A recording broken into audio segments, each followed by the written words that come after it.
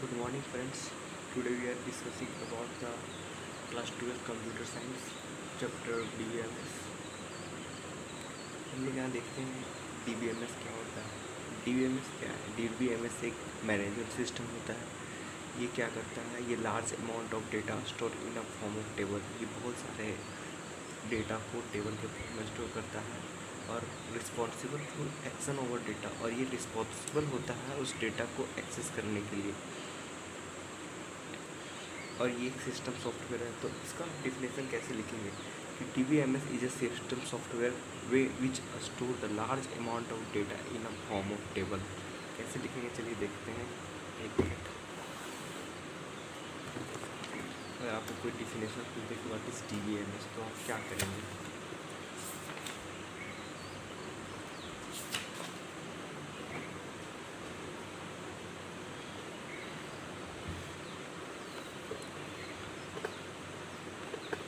जब कोई आपको पूछे कि व्हाट इज DBMS तो आप क्या करेंगे? व्हाट इज DBMS तो क्या लिखेंगे? DBMS is a system software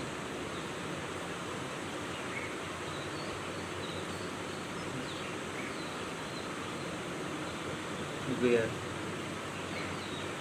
the large amount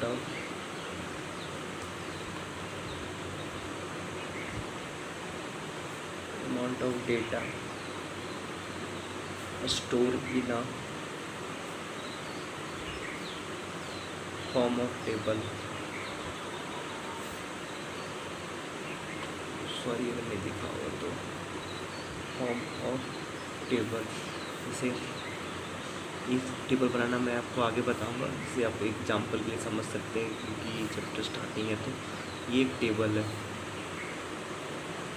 जिसमें स्टेप से आपके होंगे, मैं आपको बना के भी दिखाऊंगा सिस्टम पर भी। इसमें एग्जांपल एक स्कूल का कोई क्लासरूम, स्कूल का ही बनाते हैं। स्कूल का कोई टेबल है तो यहाँ पे क्या होगा आप ही बताइए? नेम होगा, इसमें क्या होगा? रोल नंबर्स होंगे, फिर यहाँ पे क्लासरूम्स होंगे, फिर यहाँ पे फादर्स नेम, मदर्स नेम, कुछ भी हो सकता है। चलिए हम लोग यहाँ ले लेते हैं आधार नंबर। ठीक, नेम किसी का मान लीजिए क्या लिख दें? राम, श्याम, गीता, विपुल लिख देते हैं। उसका रोल नंबर मानिए 1 2 3 4, ये क्लास 10th होगा, 9 होगा, ये मान लीजिए क्लास 6 का है, ये 5 का है। आधार नंबर कुछ भी होगा, समथिंग 01 02 03 04। इसमें नेम किसी का आप सेम हो सकता है, ये क्या हो सकता है? सेम हो सकता है। रोल नंबर कब क्लासरूम के अनुसार से अलग अलग हो सकते हैं, नहीं तो ये मान लीजिए क्लास 9 का, क्लास 9 का भी कोई रोल नंबर 1 हो सकता है।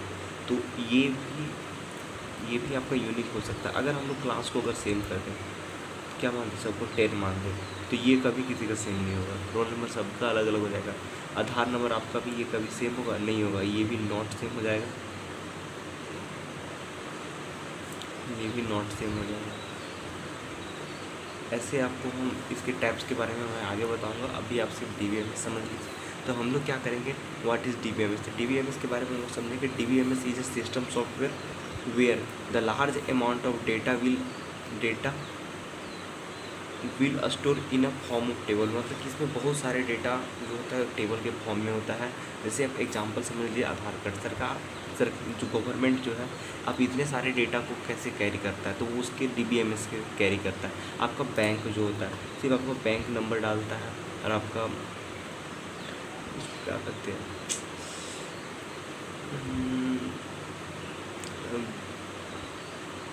चलिए एक अकाउंट नंबर होता है, एक और चीज़ होता है जो उसको वो दोनों डालता है और आपके पास सारा डेटा निकल जाता है उसका। अब अकाउंट के से बैंक से अपना सारा पता चल जाता है कि आप कब ट्रांजेक्शन किए, ये किए, वो किए हैं। तो वो सारे के सारे जो होता है DBMS, ये बहुत सारे अमाउंट डेटा को टेबल के फॉर्म में कैरी करता है। ये बहुत सारा डेटा को स्टोर करता है। आइए हम देखते हैं आगे अब।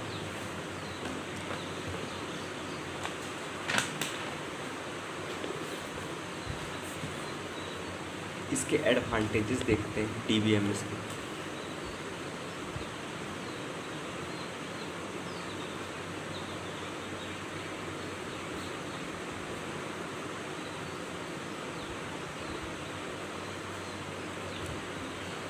इसका सबसे पहला और इम्पोर्टेंट एडवांटेज है कि data residency.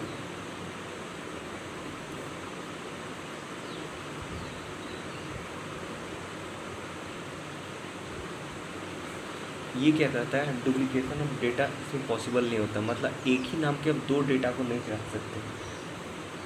Duplication of data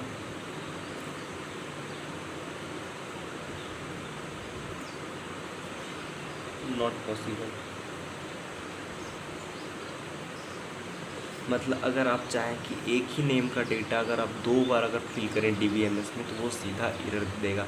कभी आपने फॉर्म भरा होगा किसी चीज़ का, अगर आप सेम नेम अगर दो बार डाल, सेम नेम मतलब अपने ही डेटा को आप दो बार फिलअप करके देखना, कभी भी देखना, वो हमेशा आपको एरर जनरेट कर देगा कि नहीं इस नंबर का कोई है जो पहले ही फिलअप कर चुका है, आप इस नंबर से फिर नहीं फिलअप कर सकते हैं। समझे। दूसरा है इंटीग्रिटी।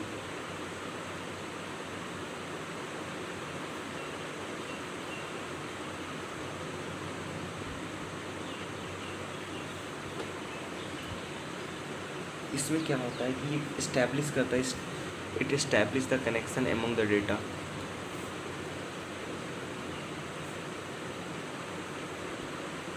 इट इस्टेब्लिश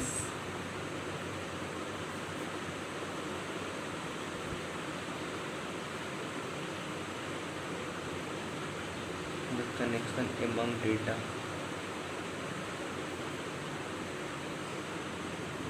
जैसे कि कोई स्टूडेंट है, किस क्लास में था, 9 क्लास में था, वो 10 क्लास में चला गया, तो इस जगह से इसको डेटा को सारा इसमें जाने के लिए कोई भी चीज़ रहेगा उसको फिर से उसको फिलअप करना पड़ता।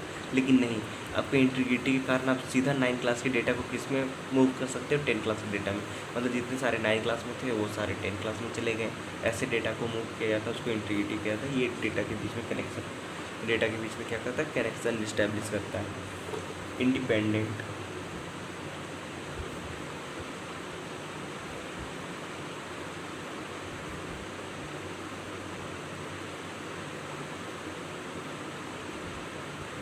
इंडिपेंडेंट ये क्या होता है कि ऑल इंफॉर्मेशन और data can be access independently. All information, जितने सारे आपके डेटाबेस में इंफॉर्मेशन है, all information in data can B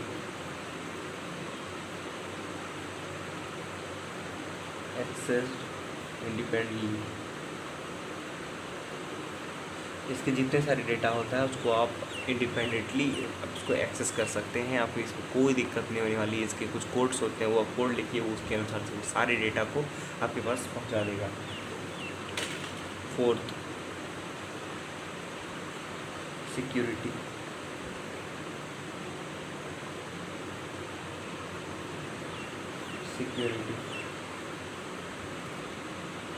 it is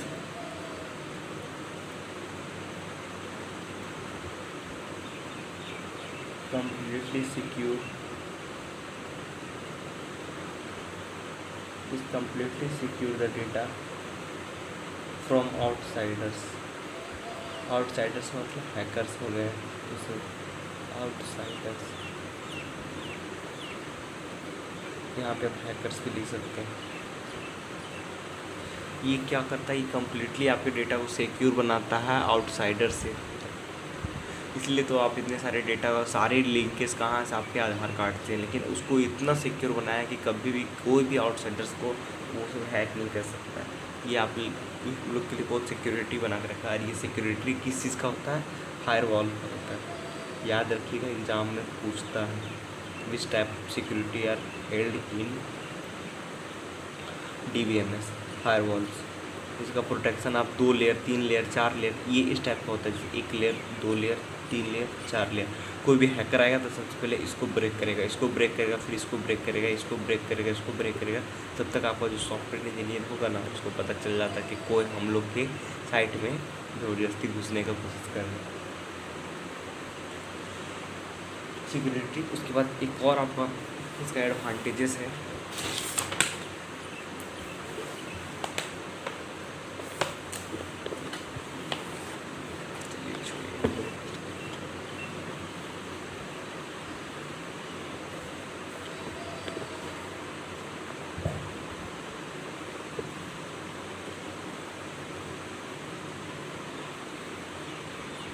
data backup, आप लोग भी नाम सुने होंगे।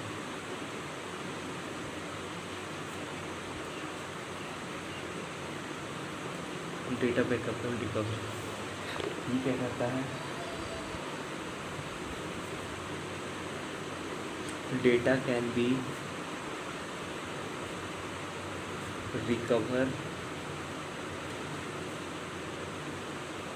एंड रीस्टोर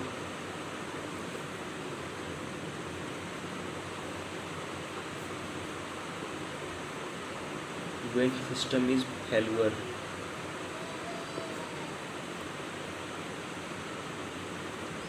जैसे आप समझ जाइए, ये आपका कंप्यूटर है, ओके। इसमें आपने बहुत सारा डेटा फीड करके रखा है और इसका आपने ईमेल बना के रखा है, ठीक है।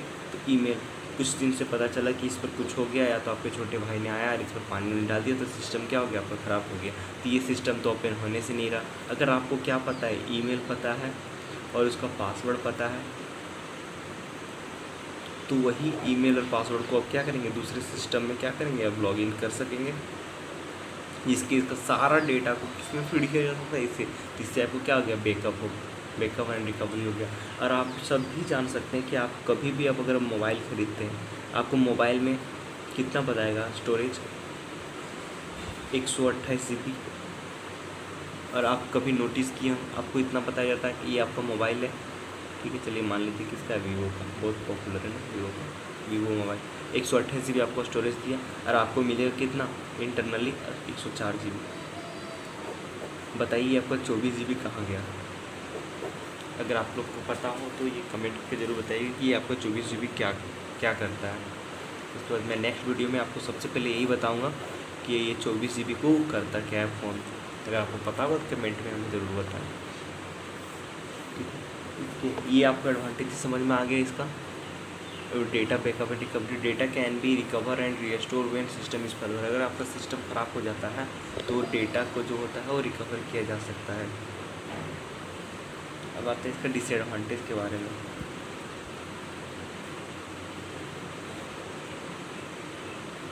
डिसएडवांटेजेस आप लोग को ज़्यादा जानने की ज़रूरत नहीं है, एग्जाम में बहुत कम होता है, लेकिन आप लोग जान लीजिए। ये क्या होता है, बहुत कॉस्टली होता है।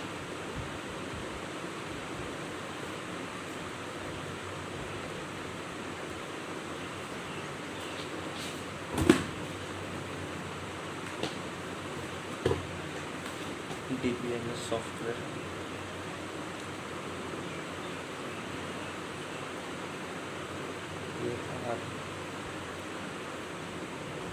वेरी एक्सपेंसिव, ये बहुत खर्चीला होता है। इसको इस्टेब्लिश करना आम लोग की बस की बात नहीं, इसके लिए बहुत बड़ी बड़ी ऑर्गेनाइजेशन चाहिए। दूसरी ये क्या होता है, required higher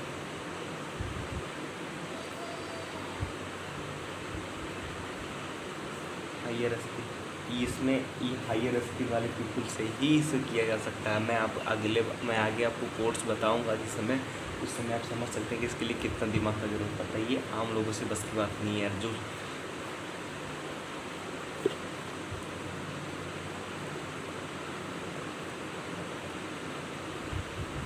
DBMS can be operated